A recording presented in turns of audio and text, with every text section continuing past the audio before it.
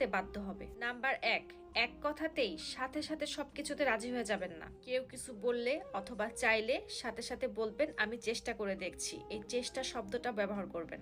Number 2, কেউ ডাকা মাত্রই সব জায়গায় দৌড় দিবেন না। তবে কারোর বিপদে বা হসপিটালে যেতে হলে সেইখানে কোনো কন্ডিশন ছাড়াই দৌড়াবেন। কিন্তু অন্যান্য ক্ষেত্রে ডাকলেই পাই এমনটা হবেন না, যাবেন কিন্তু একটু ডিলে করবেন। নাম্বার 3, সবার মন জুগিয়ে চলার চেষ্টা করবেন না, শুধু জীবনে কিছু ভালো মানুষকে সিলেক্ট করুন।